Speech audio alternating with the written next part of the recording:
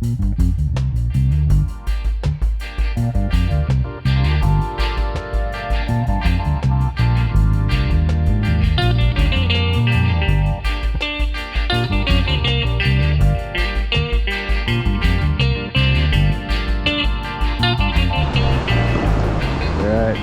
2 of my little North Coast adventure. Actually at the coast now instead of up in the mountains. It's a bit prettier than the last spot.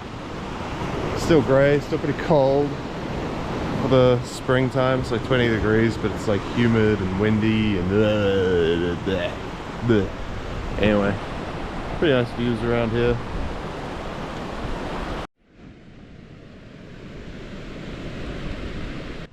So just one thing I found kind of interesting as I was in town last night at the night market is I found a lot of the people here, especially older people, instead of saying like xie xie, they'd say sisi, which is like, I had to ask a friend, is that like part of Taiwanese or something? But apparently it's just like a very, very strong accent. You say sisi instead of xie xie. And for people that maybe don't know, in terms of like the sort of Chinese type languages in Taiwan, there's basically three. There's Mandarin Chinese, which Taiwanese Mandarin is different to Chinese Mandarin. There's subtle differences. It's kind of like the difference between American English and British English. And then there's also like, they call it Taiyu or Taiwanese, which is like it's a version of a language called Hokkien, which comes from Fujian in China. But the Taiwanese version of it is different because it includes a lot of Japanese borrowed words, a lot of Japanese loan words, and I think phrases as well. And then the other language that's spoken here is Hakka, which is spoken amongst like Hakka people. They're in a few places in Taiwan. I think Hsinchu is Hakka, and there's a few other places that have large Hakka populations.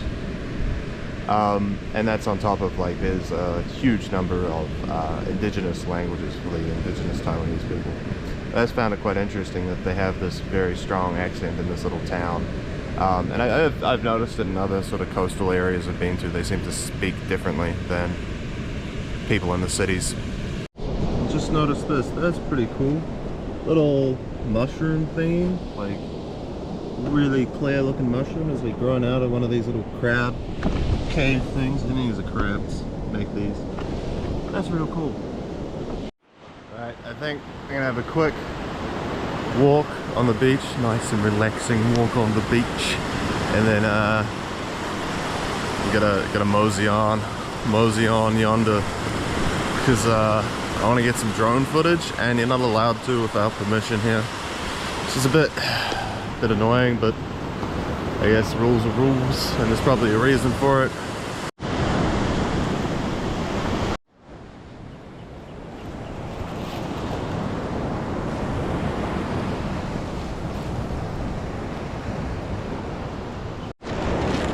Damn, you've seen better days, Stitch.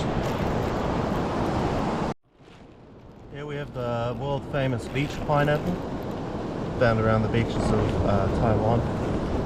It's got a very ocean fresh flavor.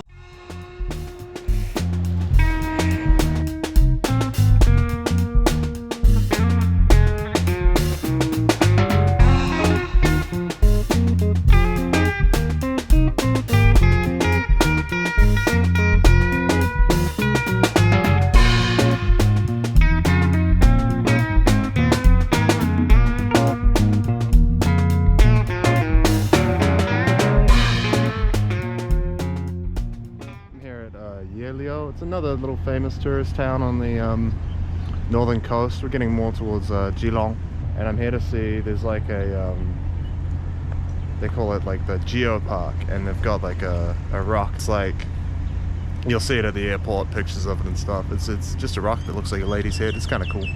Just a lot of rock formations made by the ocean splashing against rocks, but we'll go see.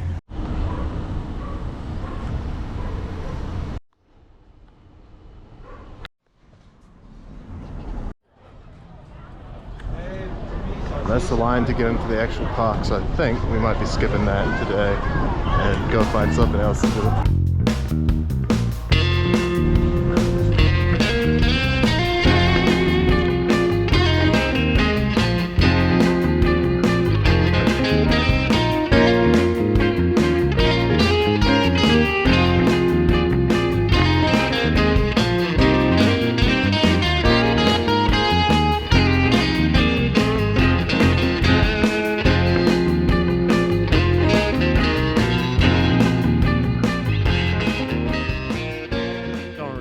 This is, but I just saw it in the distance. It looks kind of cool. Spooky little abandoned, like, I don't know, it must have been a resort or something.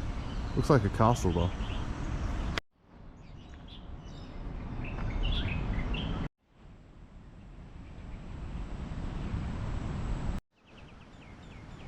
Oh, another beach in Wanli, and there's a lot of cool abandoned stuff here. There's one place I wanted to check out for a while, which is down the road from here, so that should be pretty interesting. But yeah, this little castle thing, I like it. Got rice? 'Cause I ain't got no rice.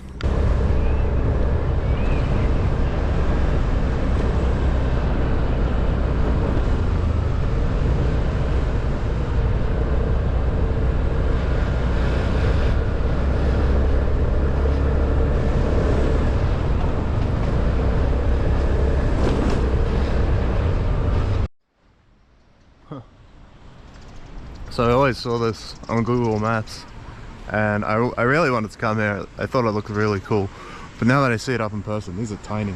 This is a future house. House of the future. Let's see what it looks like inside. Ooh, trees growing over it.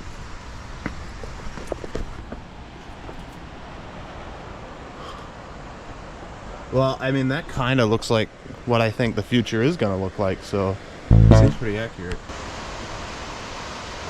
That's pretty cool. How the hell it got that f***ed up inside, I have no idea.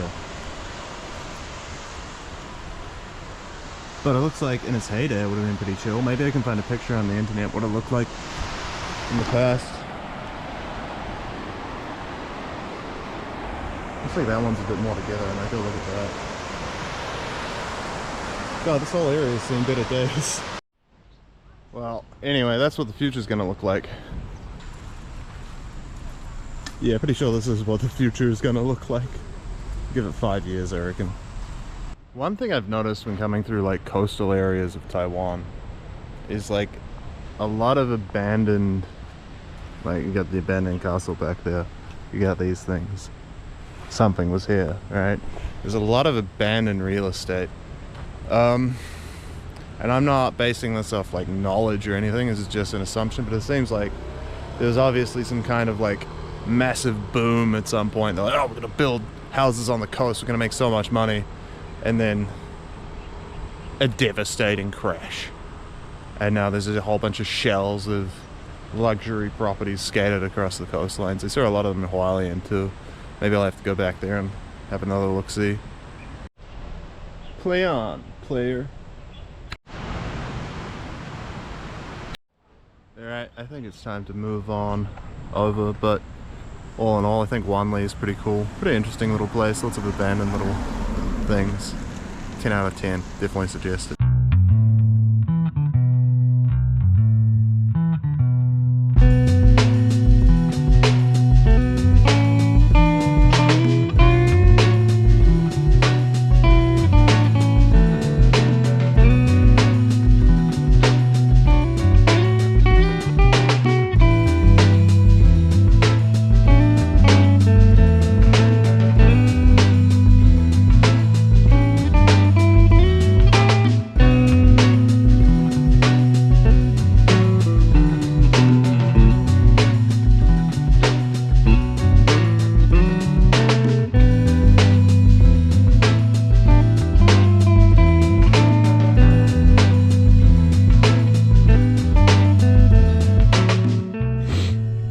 This is the view we would have on a nice, sunny, spectacular day. That day is not today. So this is the Daolan Fort. It's a Japanese era fort from when the Japanese controlled Taiwan between 1895 and 1945. This fort, I'm pretty sure if it was a nice day, you could look out there and see a lot of ocean. Because this fort here was basically would have been part of defending Keelung. Keelung is the main port in the north. I think it's the only natural harbor in the north of Taiwan. It's basically the port for the whole Taipei metro area. I think these days they've got something out in Taiwan, but historically it would have been a pretty important place.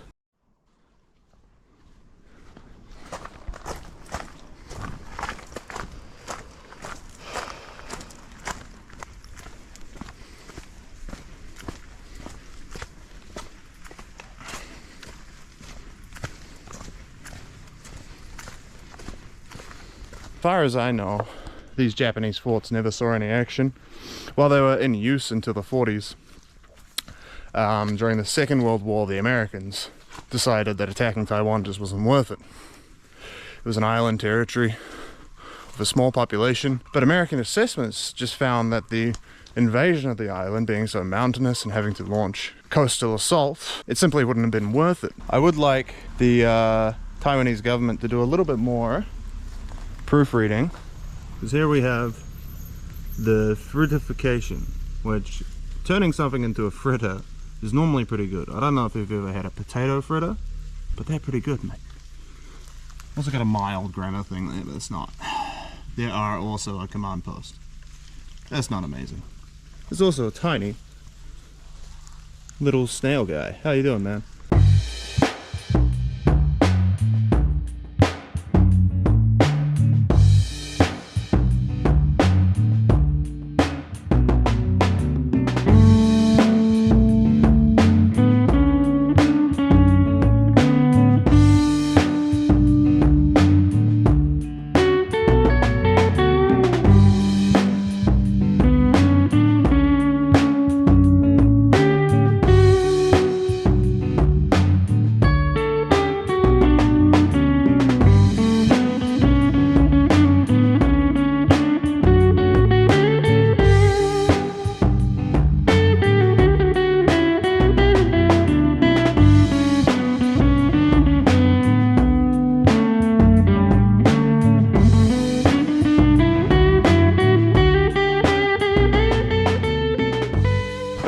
So we've made it to Keelung City. Got a nice hotel room. This cost me like 1,500 Taiwanese, which is like the same as like 75 New Zealand dollars. Check this out. That is not the worst view ever, is it? That's pretty cool. For 75 bucks, I don't know, I think that's pretty good. On a Saturday night, on a public holiday weekend, not bad at all. Anyway, I took a wrong turn just before and I found a kind of interesting little spot. Interesting location. So I'm excited to show you what I'm talking about.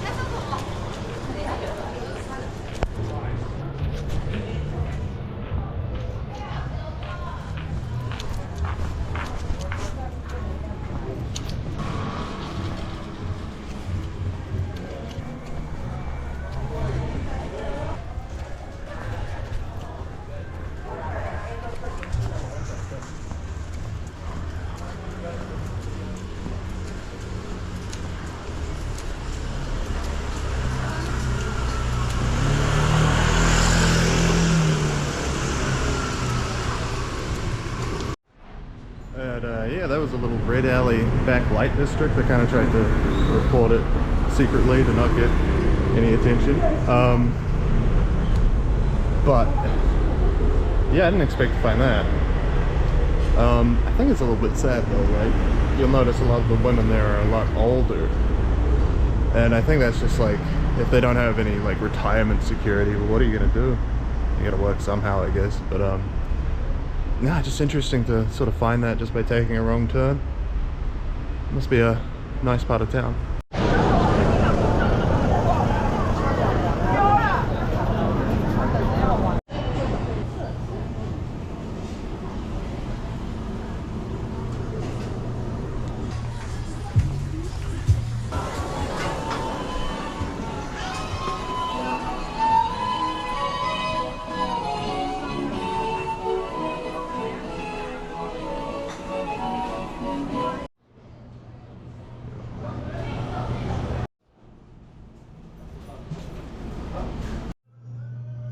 It's my first time here. I just saw that. So that's episode 2, done and dusted.